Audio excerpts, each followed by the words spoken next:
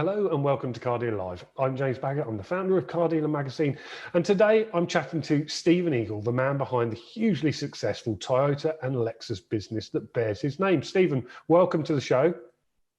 Hi, thank you, James. Good to be here. Nice to see you. Thanks ever so much. So just a quick intro and by way of background, Stephen set up his business in Milton Keynes in 2002 and now operates 30 Toyota and Lexus dealerships across 10 counties in the southeast, east of England and the West Midlands. In 2019, the group turned over 448 million with EBITDA profit of 12.6 million. That would have placed the group just inside our top 20 in the Car Dealer top 100 of most profitable dealers at 19th place. Sadly, the results were out a little bit late to be included, but I'm sure we'll be able to rectify that this year. Used car sales and after sales accounted for 2/3 of the group's profits.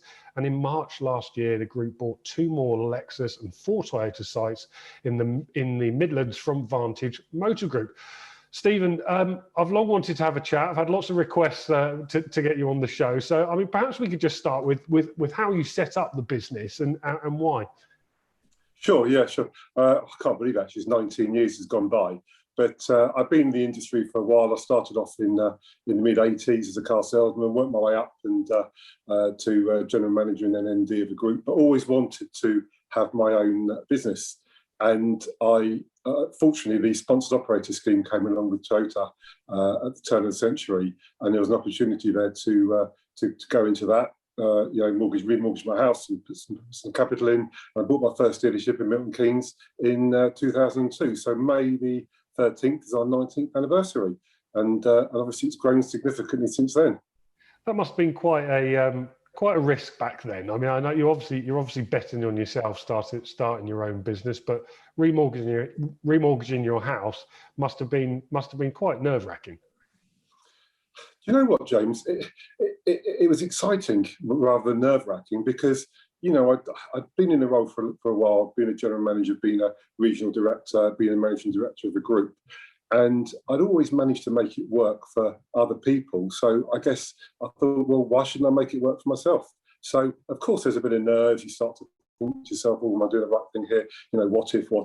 There's no one to pick the phone up to at head office if you've got an issue because it's just you. Yeah. But you know, at the end of the day, it was a risk to take, and I didn't hesitate about doing it. It was just a no-brainer really from the beginning, and really haven't looked back since. So tell me about this partnership then with Toyota and Lexus. I mean, 30 dealerships with just 2 brands is quite incredible, really. I mean, am I right in thinking that you are the biggest partner in Europe in terms of dealers? We are now, James. Yeah, we're the biggest in Europe. And, you know, it's great, you know, obviously big is good, but obviously if you're going to be big, you've also got to make sure that you do things right as well and you're successful. Because I guess the bigger you are, the more successful you are, the more pressure there is on you to continue doing what you're doing. But in terms of the relationship, as you'd expect, we've got a fantastic relationship with Toyota Lexus. We are very open and transparent, and we work together. And, you know, obviously I've had quite a lot of experience previously with other manufacturers, but you know, I think that Toyota, and I guess you'd expect me to say that because it's worked for both parties, we've got a great relationship with them, and we, as I say, we do work together. You know, we don't always agree on things, but at the end of the day, we've got, you know, it works between us, and no, there's no issues there at all. Some manufacturers do have a bit of a problem, don't they, when it comes to dealers getting their dealer partners getting a little bit too big. You're probably very, very close to that ceiling now, probably maxed out with Toyota. Does that mean that you're starting to think about deviating into other brands now? I knew that question would come. Always does.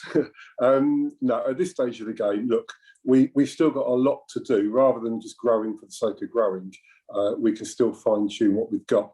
And you know, the turnover is big now. We reached 500 million in 2020. We haven't filed the accounts yet, and so you know, if you can squeeze 0.1% extra here and there, that's probably equivalent to buying a few more dealerships. So we want to continue to squeeze and make better what we've got to improve our whole customer experience and the whole digital experience going forward. Would we ever expand with another manufacturer? Of course, it's wrong to say no, we wouldn't. You know, who knows for the future, possibly. But from my point of view, the one thing I'm not interested in is just having businesses for the sake of having businesses, having one of this, one of that, and maybe doing half a job 10 times. We'd rather do an exceptional job and get things right with the partnership that we have. So going forward, who knows? You never know. But all I would say is, if we did ever expand with another brand in the future, it would be with Toyota's blessing first, because we wouldn't want to change the relationship we got there. That's obviously key to us. Yeah, absolutely.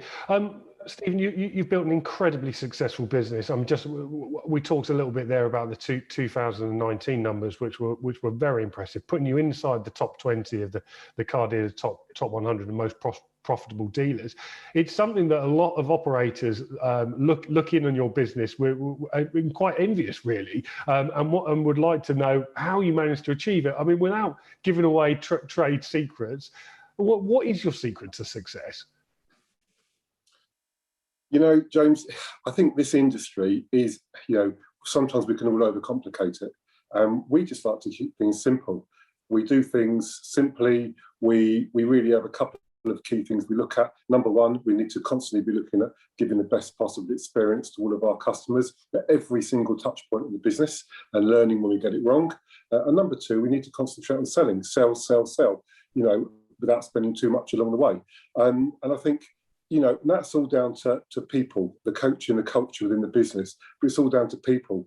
And right from day one, my view's always been not to try and bring in superstars with a lot of history and a lot of experience, but to bring in people who we could mould, people at the bottom who can work their way up the business and understand our culture and can be coached and developed.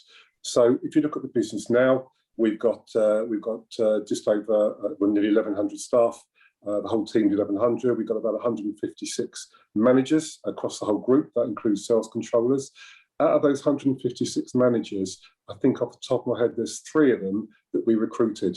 We don't recruit managers. We only promote people from within the business internally, because that way they understand, as I said before, our culture. They understand how we do things, and we can teach them. We can teach them all the detail. But what you can't teach someone is to have the right attitude to really take that business forward. And that's what we do. We recruit people based on attitude rather than skill set, and we spend a lot of time in coaching them and developing them.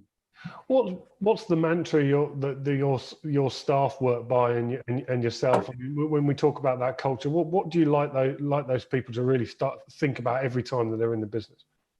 Well, I think, as I said before, 2 things really. Number one, customer experience. If you show up to work and you're not in the right frame of mind, and you're not feeling right, you don't want to be there. And we've all experienced walking into retail environments when it just doesn't feel right. If they're feeling like that, then they're not going to deliver a good service to the customer. And also, they need to have the sales attitude. What we don't want people sitting in offices, particularly managers, sitting in offices, filling out graphs, reports to head office, spending all day doing that, and then maybe spending all the next day explaining or justifying why they haven't achieved whatever they needed to achieve the day before. We want people basically working with their teams, coaching and developing them, and doing everything they can to deliver a better experience for the customers, and also having, looking at what we need to be doing, which is selling more product.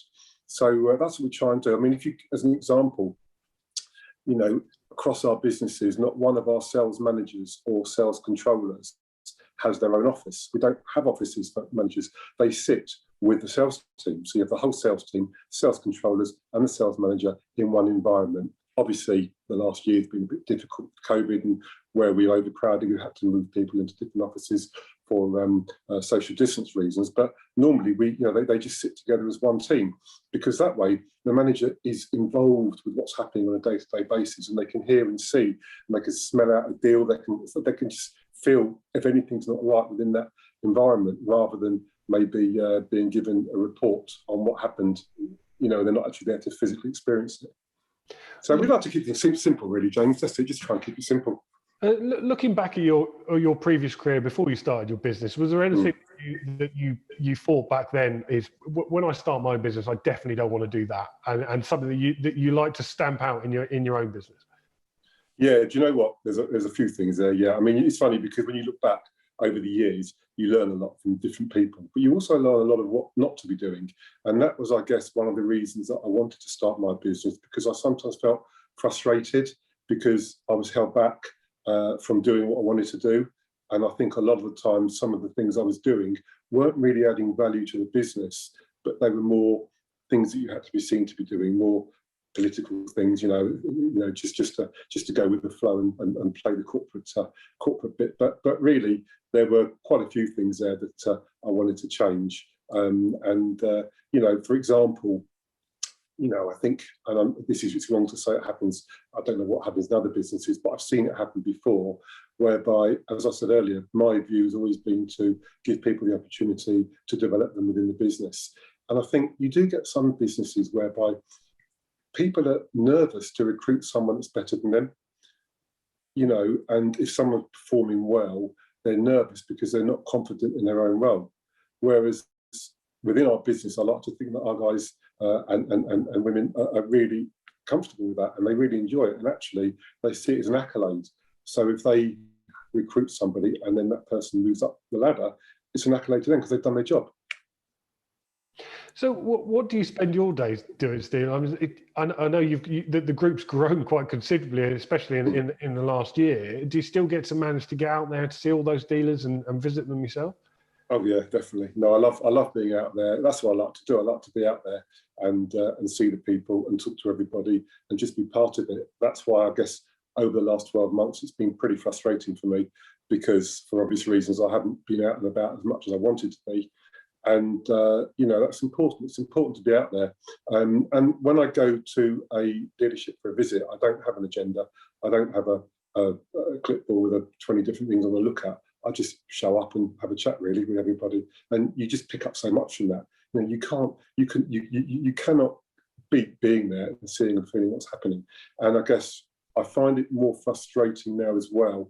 The only frustrating side of the growth comes the fact that I don't get to spend as much time with each and every person in the business. When we were smaller, I knew every single person, I knew their wives, their cats, their dogs, their hobbies, everything. But obviously, as you get bigger, it gets a little bit more difficult. So, we have these induction days where you get to know people a bit better, and then when you go to the branches, you speak to people. But yeah, just being out there, really, seeing what's going on. That's how you pick up the culture within the business and what's good and what's bad. Oh, Stephen, what went through your head when the pandemic first kicked off this time last year? Many things. We're on Car Dealer Live, so I guess I shouldn't really say too much. No, seriously, obviously I was nervous. It's not something any of us have ever been before. It's nothing we've ever experienced. It's not as though there's a problem and you can pick up a book and go to page 25 and read what to do, or pick up the phone to someone and ask them. But I guess the only comforting benefit to me was the fact that it wasn't us. It wasn't a Stephen Eagell issue. It wasn't a Toyota issue. It wasn't an automotive industry issue. It was a global issue. And at the end of the day, everyone's in it together. And understandably, some people were going to be much less fortunate and were going to be affected far worse than our industry was.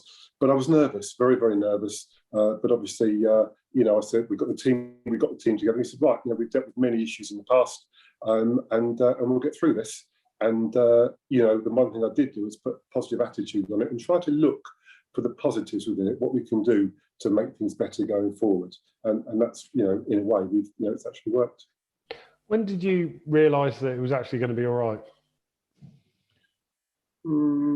Probably a couple of. Well, I knew it was going to be okay. Well, obviously, when we looked at you can't walk away from the fact that the government have given us tremendous support. It was phenomenal what they did in terms of the furlough, in terms of the rate support. So that gave me a lot of comfort. So really, I knew we'd be okay. I knew we'd be okay from when that happened. Really, I wasn't getting overconfident. I knew we had a lot of work to do. I knew things would change.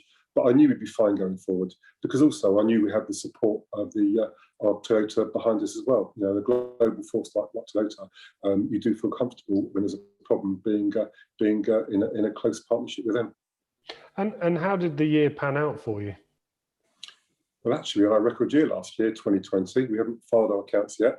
I don't get too excited about turnover, but turnover did go through the £500 million mark, so we got to £500 million turnover. But what was particularly pleasing is our profitability, which has gone well in excess of 3% return on sales. So I think the two go very nicely together. It's all well and good with big turnover, but we need the return on sales to go with it. So we're well over 3% now return on sales, which is a cracking year, fantastic year. And it's quite humbling really, because the whole team just pulled together, and what they've done is just absolutely phenomenal.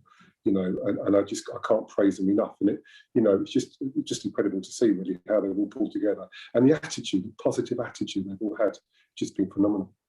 I mean, that's an incredible number, 3%. I mean, there's many dealers out there being incredibly jealous of that. How have you managed that when most of the year you were closed? I mean, if you changed your processes to cope with an online sales and click and collect, and how have you managed to make that a success? Yeah, no, obviously, James, we have had to change it significantly. I mean, lockdown one, nothing much happened. Everybody was closed. It was just, it was a difficult time. But then lockdown 2 came along, I think, in November, and we really upped the game there. And we really learnt from the previous lockdown.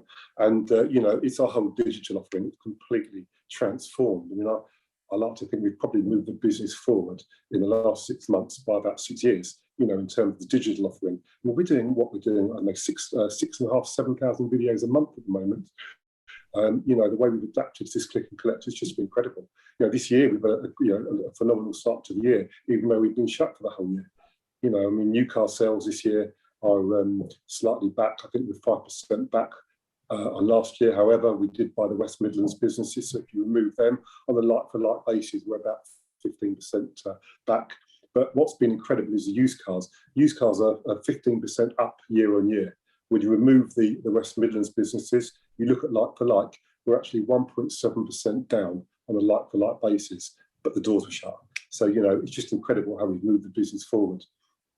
Do you think it was right that car dealerships have been closed all this time? I went to a garden centre over Easter, as I'm sure many people did, and it was absolutely rammed with people. No social distancing, no limits to the amount of people going in, and I could see then why dealers have been so frustrated during these lockdowns. Do you think it was right that car dealerships have been closed? No, not really. No, I mean, for the reasons you said, James. And it frustrates me when I go to my local supermarket and there's no queue to get in anymore, and there's people barging around everywhere, queues to till, and they're selling non-essential items as well. But it is what it is, and at the end of the day, we are where we are, and we just, it's one of those things. We just have to deal with it and get over it and look at the positives. So I haven't really spent a lot of time talking about the downside. I've tended to have to spend my time really talking about the ups and the positive side of it, and what we can learn from it, and how we can emerge with a much leaner, fitter business going forward, which I think we have done, to be fair. And I take you're pretty excited to be opening on Monday. I mean, what do you think there's a lot of pent up demand out there? There have been mixed reports about this. Yeah, for sure. Look, I think lockdown 1, there was a huge pent-up demand when we opened the doors in June, because we had been actually shut. There'd been no click and collect, or very limited click and collect. This time, we have obviously done a considerable amount of business as an industry, but I do think there's a big pent-up demand, and we're getting ready for it. We've been recruiting more people, we've upped our productive staff. We're getting ready for it because we think it's going to be a big opportunity. Look, you can't go on holiday. You can't really book a holiday with confidence at the moment.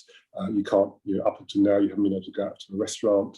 A lot of people have got more disposable income now than they ever have done, and they want to spend something and they want to feel good about it. So what better than to go and buy a car? And that's obviously part of me that is hoping that, but I do actually think that as well, because for those reasons, I think we're going to have a bit of a surge going forward, and it should be a good one, hopefully.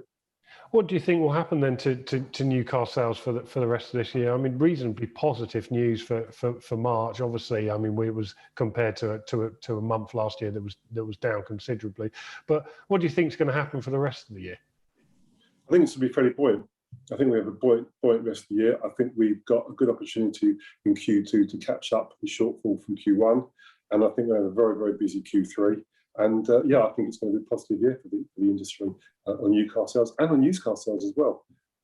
Yeah, I was going to say on used cars. I mean, in terms of used car pricing, we've seen them being incredibly strong, and I mean they've certainly helped out dealer profitability over the last year. Do you think that's going to continue? I do actually, yeah, because I think last year there was 1.7 million new cars registered, whatever it was, so it's significantly lower. So there's going to be less used cars coming onto the market. We've seen it already. Used cars, we're not inundated. This time of the year in April, we'd normally be overstocked. We'd be stopping buying. We're not. And we're still looking to buy. I think it's good because obviously what it does do is it firms up residual values, which is key for new car PCP payments going forward. So I think the whole thing's looking fairly positive going forward on the used car side. Toyota's had somewhat of a renaissance in recent years, hasn't it? I'm building some more and more exciting cars. Have you seen this attract a new range of customers? Yeah, most definitely. I mean, you take the product like the Yaris GR. Yeah. Just unbelievable. When we've never seen this before. When we've got waiting lists for 18 months, and I've got people calling me, saying I'm desperate for one. Can you get me one? I can't wait 18 months. I mean, it's the sort of thing you see with the luxury segment and the sport, prestigious segment. Not so much with us. So it's great. It's amazing. And we've got some fantastic product. I think in the 19 years I've been associated with the brand, I've never seen the brand with the product in such good shape. And that's not just Toyota, that's Lexus as well. Lexus new car sales this quarter, Q1, we're actually up on last year. So incredible. So we've got some great Halo products, across the range, and we've got some good product full stop and more to come. Yeah, Lexus has certainly done the same. They seem to have a great product range and expanding all the time. The customer satisfaction surveys that you read for Lexus, they're always second to none. They're always at the top there. I mean, does that bring with it some high demands as a dealer? Well, of course it does. It's like anything, James. When you're top of the league, there's only one way down, isn't there? So it's difficult and the pressure's on. But it's just we've had that culture around the brand for so long, and within the business for so long. It's just a natural thing for the team. Only the best. 99% is no good. You've got to do everything perfectly. You've got to be 100%. And the same for Toyota as well. The experience doesn't matter how much the car costs. Whether it's a new car, used car, whether somebody's coming to have a light bulb repaired, they still need to have the same experience. Customer satisfaction obviously is key. There's a lot of pressure there to make sure we get it right, because we very heavily rely, as anyone does, on our repeat business. What are your thoughts on electrification? I mean, do you think it's the future, or is it a stepping stone? Well, I think, look, there's a few. You could debate this for a long time, really. At the end of the day, we don't really have an awful lot of choice by 2035, because as we know, electrification is going to be, or the government wants it to be fully in by then. But I think there's a couple of things. I think, first of all, the infrastructure. We've all got to have electric cars, but if there's no infrastructure, then I get impatient waiting at a petrol station for 5 minutes for a petrol pump, let alone having to, try and find somewhere to charge my car. I think Toyota's strategy has been spot on, because their strategy with hybrid wasn't short term. Hybrid is a medium term gap before we do move on to fully electrified cars. And they weren't rushing to be first to market with electric cars just to tick a box and say we've done it. The strategy with hybrid has been absolutely phenomenal, because it's worked for us. And also on the hybrid side as well, it gives us a great service opportunity going forward, because we've got the extra shelf life with being able to sell hybrid cars. On the after sales opportunity, combustion engines gives us far more revenue opportunities than electric cars do going forward. And finally, Stephen, what do you think the biggest opportunities for car dealers are right now?